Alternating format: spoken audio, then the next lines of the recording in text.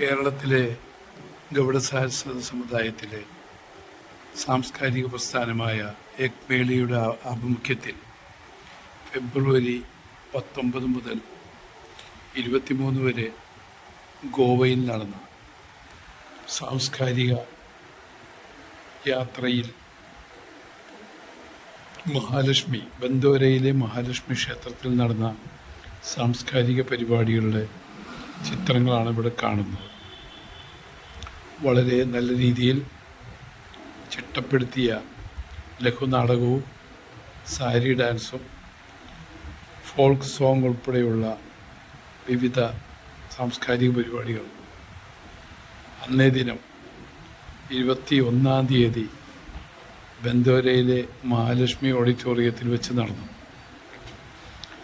നല്ലൊരു സദസ്സാണ് ഈ പരിപാടി കാണാനെത്തിയത്.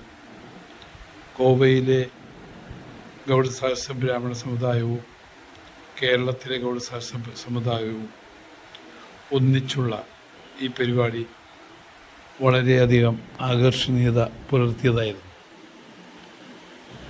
എക്മേലിയുടെ കോർ കമ്മിറ്റി അംഗങ്ങളായ DD നവീൻ കുമാർ, ശ്രീനിവാസ പൈ, മദൻ ഷണായി എന്നിവരുടെ നേതൃത്വത്തിലുള്ള 146 പേരടങ്ങുന്ന സംഘമാണ് ഗോവ യാത്ര സംഘടിപ്പിച്ചത്.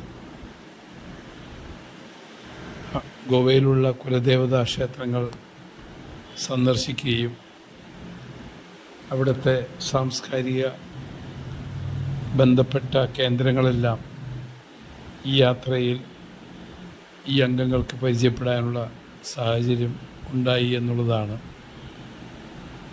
ഈ ഗോവ യാത്രയിൽ കിട്ടിയ നേട്ടം. നന്ദി, നമസ്കാരം.